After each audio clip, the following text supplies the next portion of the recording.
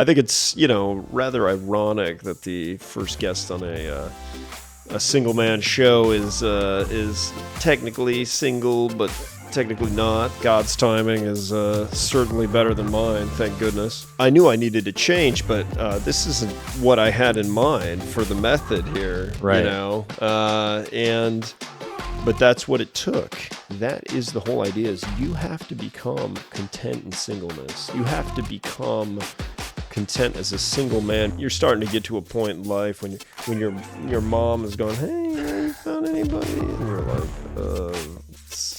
I've never experienced anything like that. Yeah. Ever. You just feel like there's something missing. There's something more. I absolutely never would have sat down here and had this conversation. Challenge yourself constantly. You have to be a little bit patient. I felt like I was in a hole looking up. The whole idea is you have to become content in singleness. I'd be lying if I said I haven't fired off some Instagram DMs. The word dating is not mentioned in the Bible. I dedicated my life at Tomorrow World to Jesus. Welcome to the Single Man Podcast, where we delve into candid conversations with Christian men about their journey to faith, advice for their younger selves, and navigating dating. With a heart to reach men from all walks of life, dive into real stories of redemption, growth, and the hope found in following Jesus. I'm your host, Carlton French, a 29-year-old single Christian, and I'm excited for you to listen to this week's episode. Let's jump into it.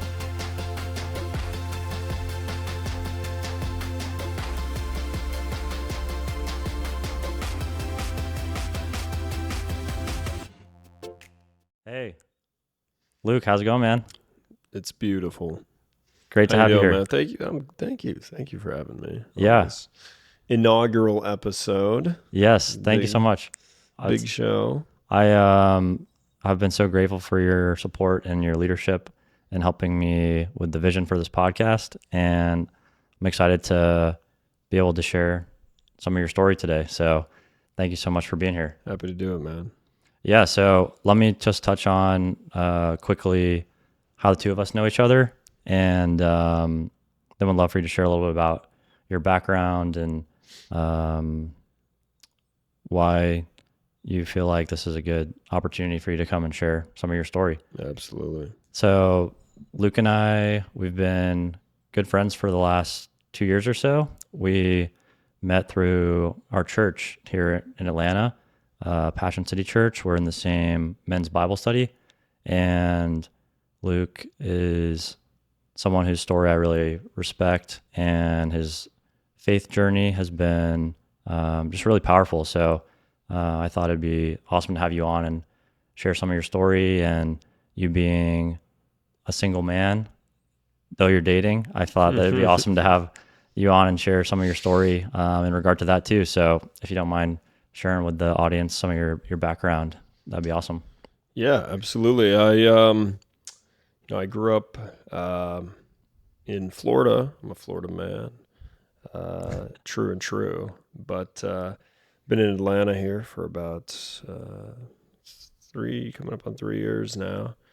And in that time, I guess you could say I was raised in a Christian house to an extent, and eventually, in high school and into the college years, I had no real interest in a lifestyle like that. So we'll get into it in detail, but yeah, found the men's group and Passion City, and major impact because of that. So yeah, man. That's awesome. And kind of what brought you to Atlanta? Like where'd you grow up? What do you do for work now? Yeah, I originally came here for work. I fly metal tubes in the sky for a living. That's what keeps the lights on at home. So that brought me here initially. And then over time, I have been dabbling in the film industry. So I would say that's what's kept me here. So I juggle between the two careers and enjoy them both very much. Neither has a boring day. Yeah. So that keeps me wildly entertained, which is good. And so I've grown to really enjoy Atlanta. It's a great city. Lots of opportunity here, and the people are awesome. So, Yeah. contrary to some outside hate that it might get. That's great, man. And so how long have you been here now in total? I've been here about coming up on 3 years. So, 3 years. Okay. Yep. Awesome. And your relationship status, you're single, dating, how's that? I think it's rather ironic that the first guest on a single man show is technically single, but technically not. Yeah. I'd been single for close to 5 years prior to a month ago or so when you and I had started talking about engaging in a podcast like this. Yeah. I was still single, so I think it still qualifies. But God's timing is certainly better than mine, thank goodness. And so that was the right time. So it's been very good, and I think the signs have been relatively obvious. Whereas most of the time, if they're not, it's probably not the correct answer. So, but Yeah, man, that's great. And how old are you? oh man, I'm coming up on. I actually not coming up on anything. I just turned 27, so Okay. starting to feel like a dinosaur Yeah. in my own right. But yeah, I've each year goes by just a little bit faster than the last. I think you start to lose count at some point, I'd say. So Right. Okay. Sweet. So, would love for you to touch on the last, couple weeks. What's been like a high that's happened, a low, just keeping it real. yeah. Let's see. This past week, so I bought a car that we wanted to use in a film, and I made a wildly full of wisdom choice of saying, well, we don't have the vehicle we need, so I'll just buy it. Yeah. Ended up being a lemon, and that's a real lesson learned there. So spent all last week tearing into the thing, pulling the oil pan off at an oil pan gasket that was just spewing all over the place. So we got into that. Had been done terribly. So thankfully it was a pretty simple solution, just replacing that, and now it's purring. It's purring along. It's a good little go-kart, but so it's a high. It's definitely a high. Yeah. Not real low. I would say it's exciting to see that thing leave the driveway. So that's been encouraging. We're on the up. Yeah. So, but yeah, that was peak. Okay. So, Anything low been happening, or life's good right now? yeah, life has been good. Yeah, we're rolling along. Let's see, lows. I guess figuring out kind of a direction for just general life stuff. Housing and career decisions, and which door to go through. Figuring out which doors are closed. Of course, there's been some of that certainly. More just general kind of discernment. Yeah. So, but nothing too major, which is awesome. So Yeah. Good, man. Well, would love for you to talk a little bit about kind of your story, and I know you touched on it a little bit at the beginning, but at what point in your life would you say you really came to know Jesus? I know you said you were raised in church. Kind of how did that come about? How did your upbringing play into that? Sure. And when do you really feel like it was tangible that you came to know the Yeah, Lord? no, absolutely. So for years I had really had no interaction with any kind of church community or any kind of faith in general. Just living on my own as I wanted to, and at a point that becomes more and more empty if you are living a life that's really just for self-fulfillment.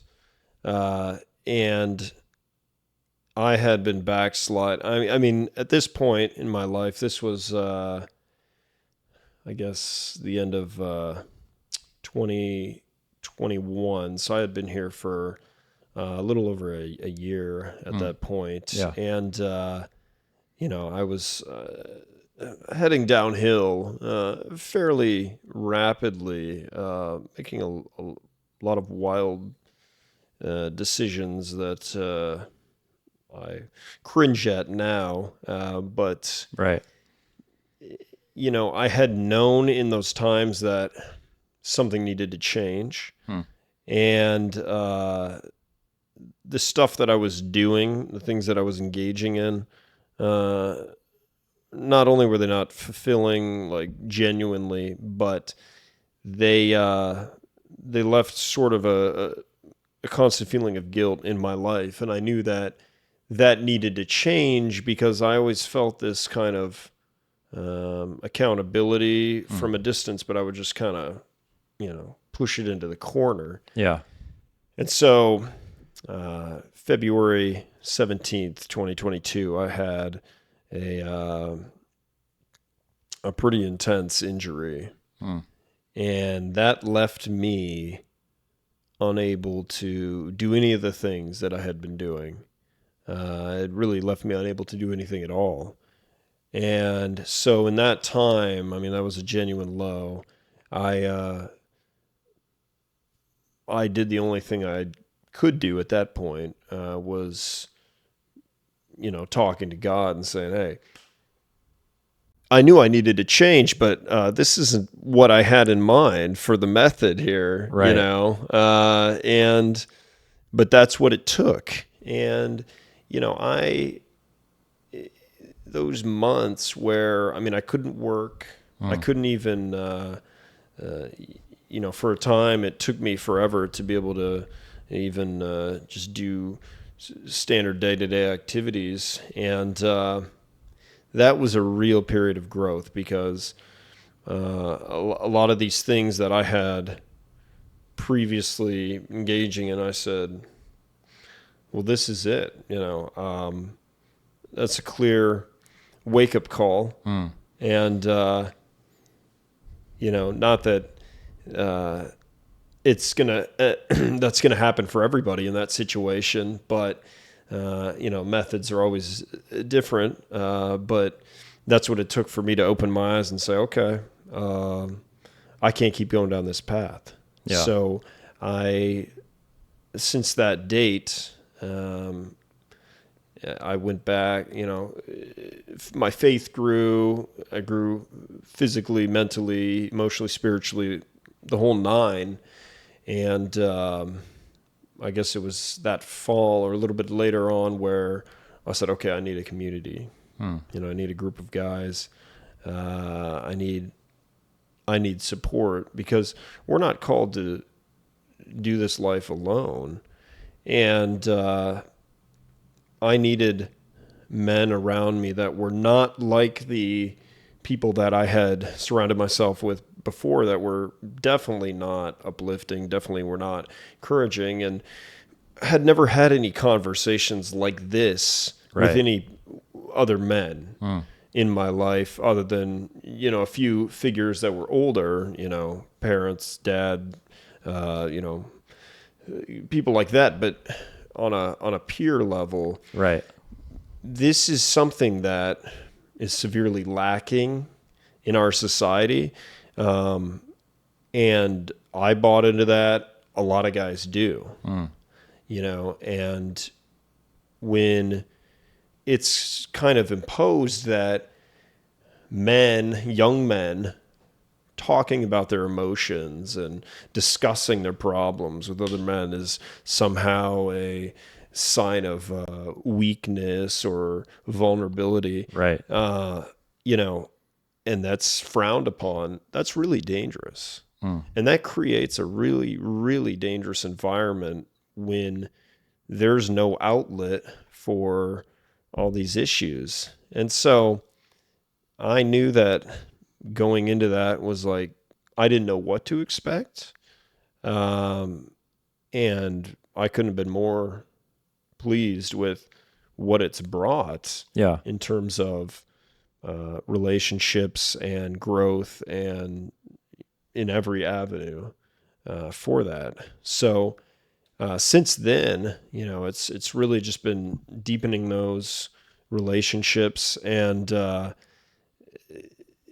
deepening the faith as well. And, there was a time where I absolutely never would have sat down here and had this conversation, Yeah. even when I was in my faith or coming into it. Right.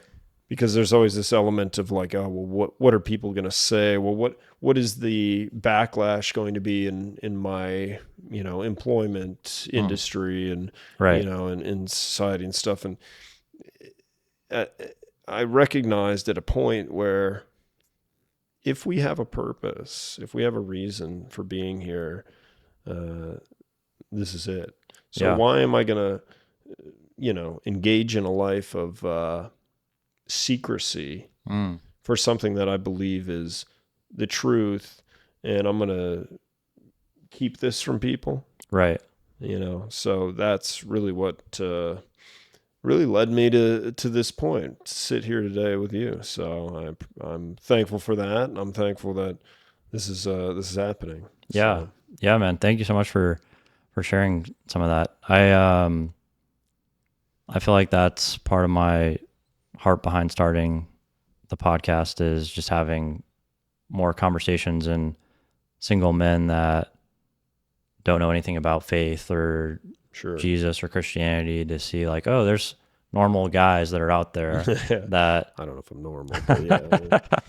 normal-ish guys out there that are, have good careers. They're like successful. They take care of themselves, Yeah. and they also are passionate about their faith. And so, just, I'm curious, like when you were at that low point where you were injured and you feel like God was the one that was trying to reach you through that, like what even made you think like, okay, this is God, as opposed to just, okay, I just got hurt, like this is, a bummer, but when you get recovered, just going back to that lifestyle, what was it that at that point where maybe some other guy is at a low point, like he would cry out to God as opposed to just not even think to do that? Right. Well, I had been asking for that, really, in the sense of I had known that the direction I was going was ultimately not going to end well. But once you start on that slope, once you begin to snowball down that hill, it gets harder and harder and harder to walk away. And I'm sure many people can relate, many men can relate, that once you start engaging in something, you may know that that's wrong, or you may have that gut feeling, Right. which you should listen to, by the way. But the deeper you get into that, the harder it gets. So there was a point where I was saying, okay, God, I know that this needs to change. And I would say that over and over and over and over, but I was unwilling to do anything about it. I was unwilling to actually say, okay, I'm done. Right. And so when that happened, I knew immediately. I knew, okay, I've been asking for this for months. And God says, all right, here you go. Like something like, all right, God, show me if you don't want me to keep doing this, or like, what were you Well, not asking him? even. I was just basically calling out saying, I don't know how. Mm. I don't know how to stop. I don't know how to, I did not have I guess, the ability or the the willpower to really just say that's it. Mm. In most cases I feel like I do, and there I was just it was just a perpetual thing. And it had Right. been for years, and it was just gradually going down until I was like, okay, starting to recognize the signs of this is not going to uh, end well at all. Mm. And it feels empty, and you just feel like there's something missing, there's something more. Mm. And and at that point, I had known about, I mean, obviously I'd been raised in the faith, so I was familiar with everything. Yeah. And it wasn't necessarily that I said, okay, well, I don't believe that God exists, but it was more so like, questioning, like, well, maybe he does, maybe he doesn't, but I don't really care because it doesn't seem like it's that big of a deal, Yeah. kind of a mindset, which is wild to me now.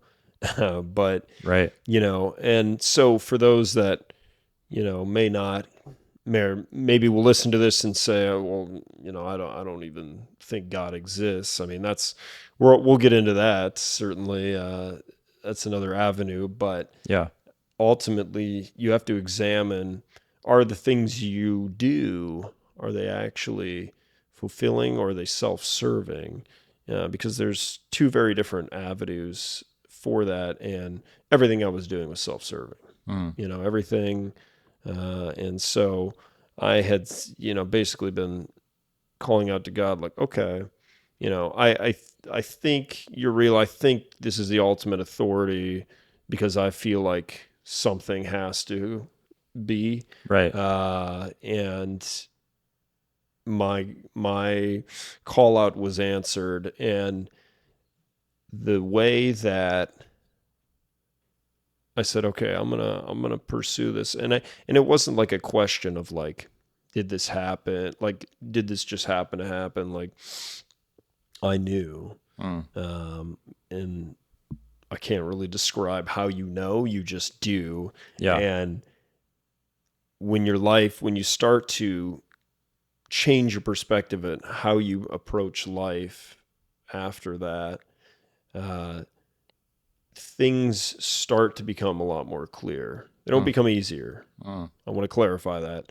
And in fact, a lot of things become a lot harder, Right. but things start to fall into place, and you go, okay, I see that there's a design. I see that there's a plan here, and it gives you this sort of fulfillment to where you're like, oh, I actually am living for a purpose. Like, there's a reason. This isn't all just Mm. accidental for happenstance, and then we just live our lives and it's meaningless, and then we're gone. There is an actual purpose for each one of us.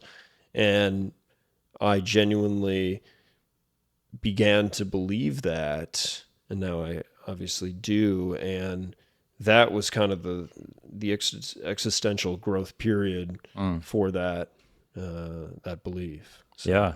That's awesome, man. So the accident you were crying out happened about 2 years ago.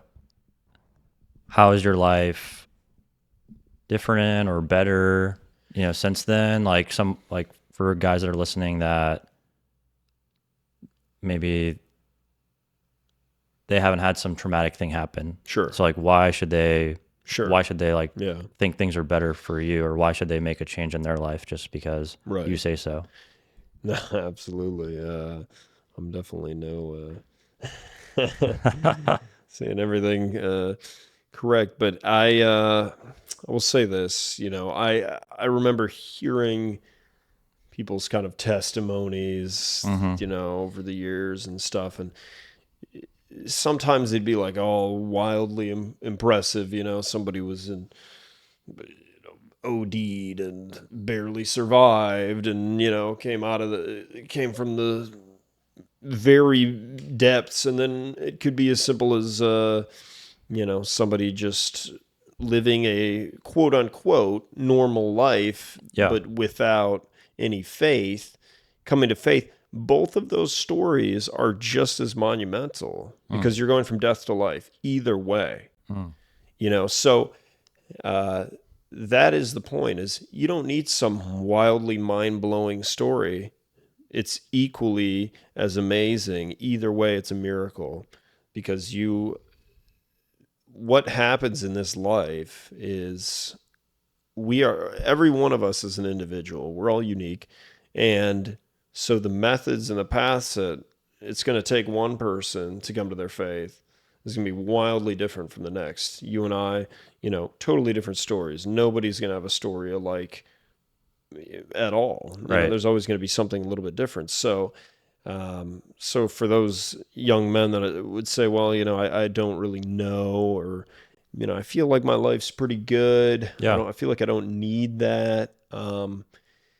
There ultimately is, at the end of the day, a difference between what you think is a good life, quote unquote, an easy, safe life, like what your outlook that you want your life to be, and what God wants your life to be. And God's plan is always superior, always. And we talked a little bit about, I was single for close to 5 years. Right. And it never seemed like anything would click. You could force something, and it did that at times. There were times where I wasn't really interested in dating, but Yeah. but now I look back on it and I'm so thankful it didn't work, because I was definitely not in a position for that.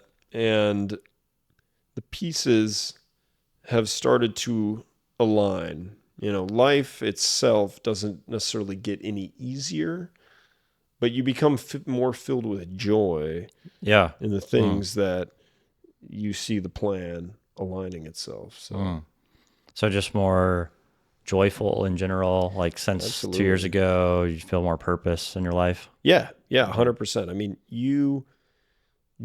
Feeling joy, because society talks about the pursuit of happiness, right? You want to be happy. What makes you happy? Well, happy is an emotion. You have to choose to be joyful in everything, Right. the highs, the lows. So in terms of, am I happier? I don't know if that's really the question. I think it's, are you more filled with joy? It's like, absolutely. Because you decide to see the good in every situation you're in, and how thankful you can be for the things that you do have, and not dwelling on the negatives.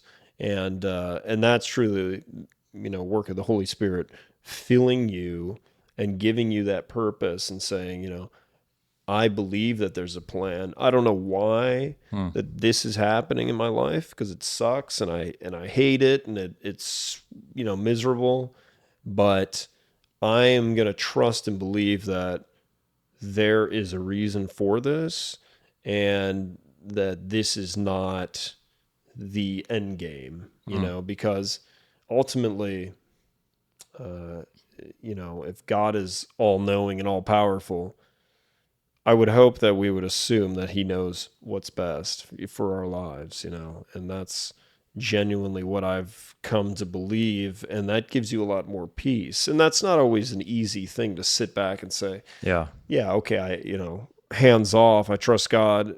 No worries. Like, we always, worry is instinctive in a way, and but fighting that, and kind of running from that why worry, is it going to add an extra day to your life, as it's written biblically, and it's the answer is obviously no. Yeah. So I always try to keep that front and center. Yeah. That's great, man. And I'm curious, let's say you could go back to before you were a Christian, before this accident, when you were in college, when you were in your younger 20s, what advice, or like if you had a chance to talk to, 21-year-old Luke, 23-year-old Yeah. Luke, like what would you tell him now as a 27-year-old? Sure. Really that version or that era, that model bought into the lie of worrying so much about worldly perception. And I think that was the driving factor is, well, I don't want to be categorized as a Christian. I don't want to be, they get put in a box and there's a bad rap and this kind of perception and all these things. And I kind of allowed that to sort of initially take over because I was so concerned about the type of way that I would be perceived in school and in college. And then eventually that turned into me just kind of ignoring the faith completely and going, whatever. I don't think that's really that big of a deal anyway. Yeah. And somehow I convinced myself of that.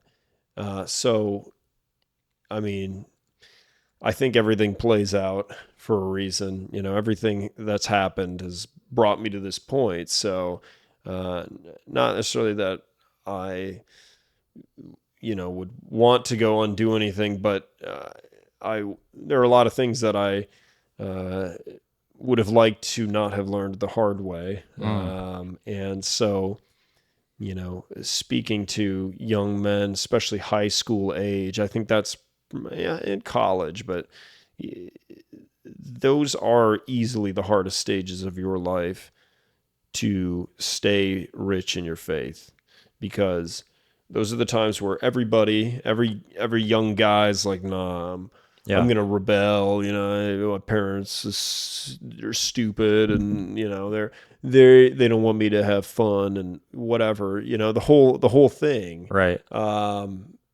and that ultimately, if you buy into that lie, if you follow the crowd, it's had effects on my life that are lasting. And if I had been confident in saying, you know what, I don't care, I'm not worried about what this worldly perception is, because ultimately that doesn't matter. That's irrelevant, because that doesn't have any authority. That doesn't decide anything. That's just how I feel. That's my appearance. Like, that's not so. That ultimately, I'm sure a lot of guys can relate to that, is the way that college and high school is kind of set up. Is if you're in the faith, or if you're a strong Christian, strong believer, you're probably just still, under your parents' kind of control. You're the marionette doll or whatever. Right. They're pulling the strings, and it's like, and I think, that oftentimes is a hard stage of life too, because everybody wants to be an individual. So if you grew up in that kind of an environment, now you have this mindset of, well, I want to get away as far as I can from that, because I want to be this unique individual far from how my family raised me. And, I don't want anything to do with that kind of a thing. So I bought into that, and it's clearly not the solution. It's not the answer.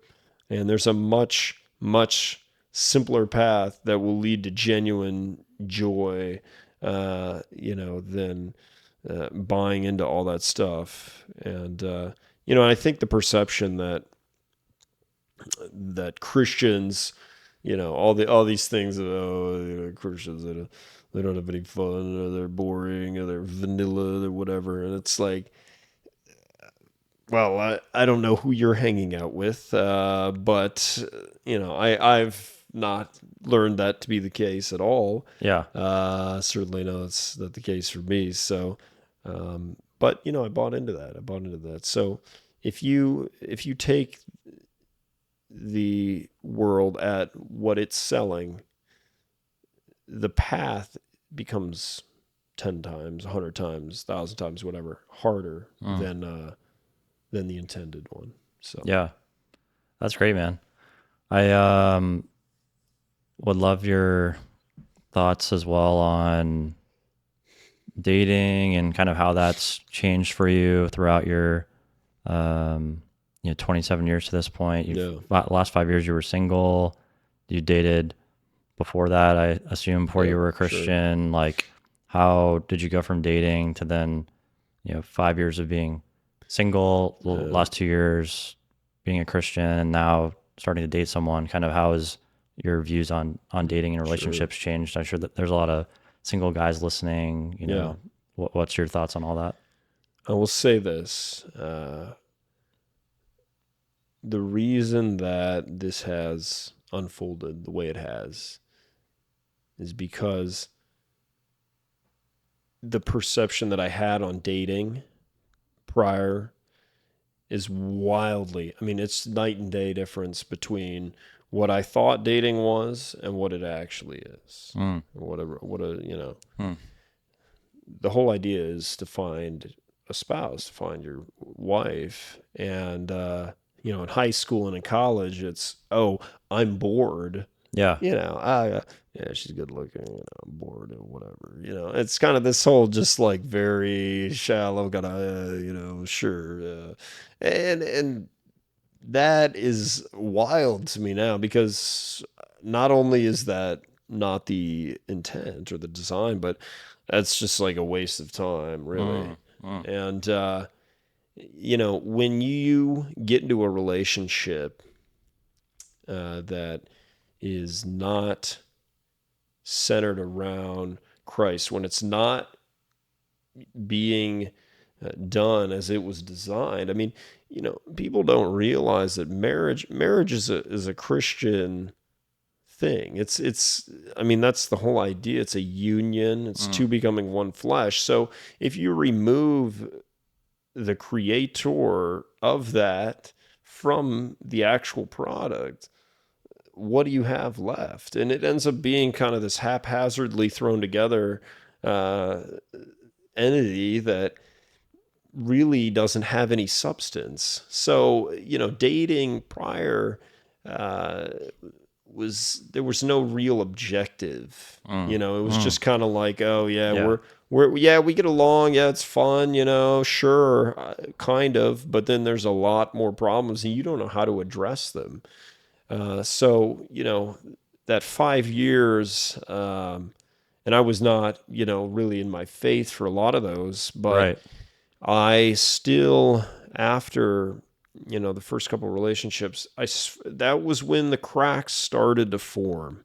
And I really started to realize, like, hey, I need to have this kind of standard. I know what I want. I don't know why, but I know what I want. And I'm not going to allow myself to lower that bar. And so, there was a time where, I didn't even really want a relationship. I just didn't really care, because that seemed pointless. And I'm like, well, I don't need to date these women. They're just available, Right. I don't want to limit myself to one, Yeah. Right. So, that was a whole nother avenue, which I obviously do not endorse. But the time after the injury, after I came into my faith, it was okay. I'm really seeing what this is for. Hmm. I'm looking for a life partner. I'm looking for my genuine other that God has planned for me. And I will say this, that as soon as you stop looking, God will reward your obedience, and He will bring that person into your life. And you constantly hear people, oh well, yeah, you just know. I don't know how you know it's the person. You just know, and you just have that feeling, and what that is that's God. That's the Holy Spirit coming in saying, this is who I have laid out for you in your life. And He's not going to do it a minute too early or a minute too late. It's going to be at the perfect time.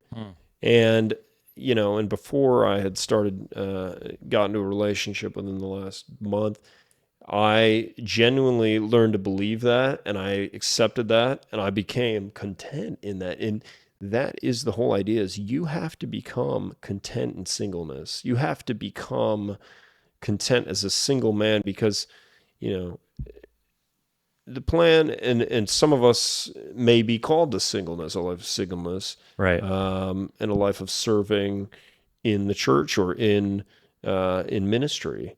But ultimately, regardless of that, becoming content in singleness is key, because as soon as you say, "Oh well, I'm depending on a relationship, or I need a girlfriend. I would love to have a girlfriend right now, man. Like I would just love that. Would be Right. sweet." It's like you're going in with the wrong mindset already. You're going in with the fact that, hey, they're here to serve me. It's not that's not at all how this works. So the things I learned from the earlier relationships I was in, and then over the years, the mindset going into this one is night and day different, because I'm going into it going, what can I do for her? What can I do every step of the way to make sure that I'm never the stumbling block for her, and that I am helping her grow in her faith, and her mindset is the same. And so that is the design, is if we have a disagreement, if we have something, we always have the same thing to go back to, and that's a foundation on Christ.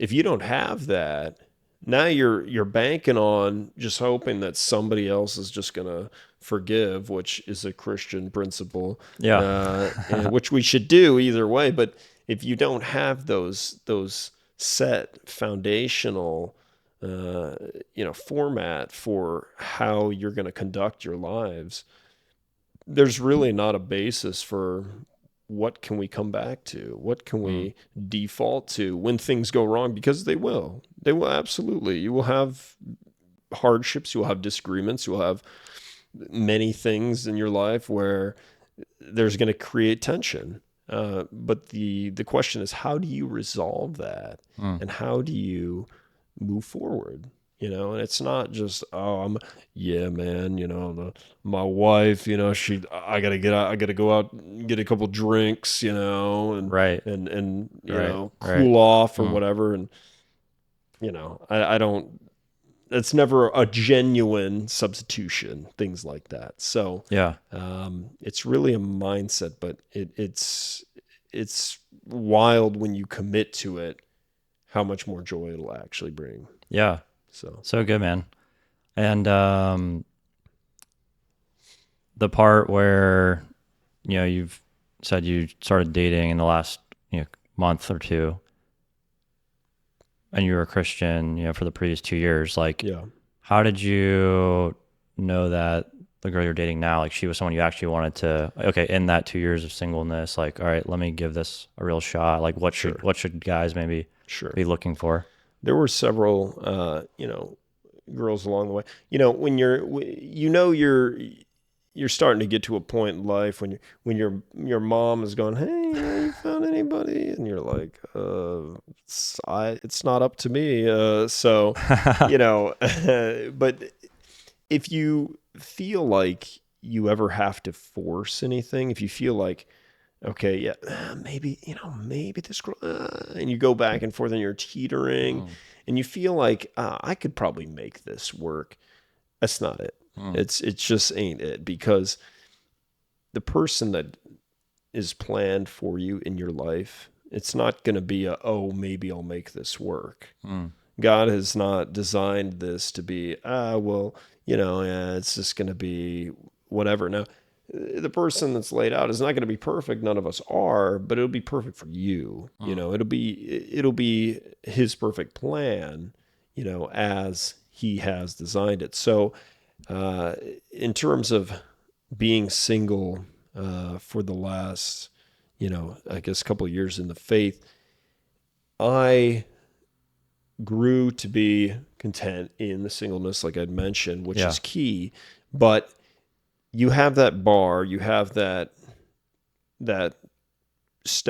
notion of knowing exactly kind of where your standards lie. You should have the non-negotiables. First of all, you should have things where that, we're not going to backslide on this. If you meet a girl and she's like, well, yeah, I'm loosely a Christian and you're a Christian, and it's like, run. Yeah. Because I know so many people, family members in my life, that have became unequally yoked, and you can see the detrimental effects that has. You're never going to missionary date and bring somebody to the faith. You can't go in with that kind of a mindset. Right. And so, not that I didn't meet strong Christian girls in the last couple of years, because I've met plenty, but it's kind of this thing of, I had always had this vision of, okay, what do I think I want? Now, that may not be exactly what you're going to get. Yeah. God knows you better than you do.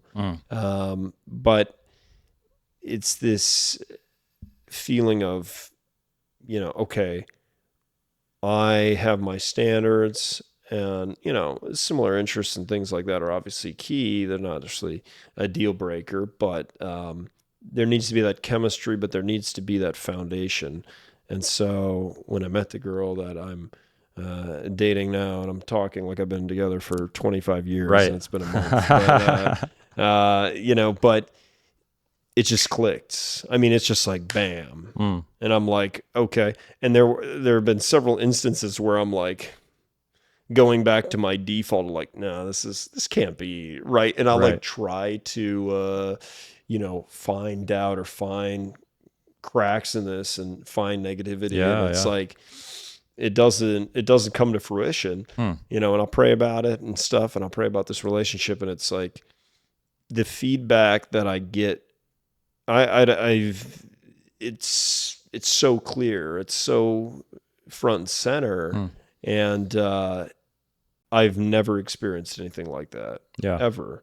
So, and I can tell you that had I met this girl, a year ago or 2 years ago, there's no way this would have worked. There's no way I would have been at the level I needed to be at, from a relational standpoint, with dating, but also in my faith. So,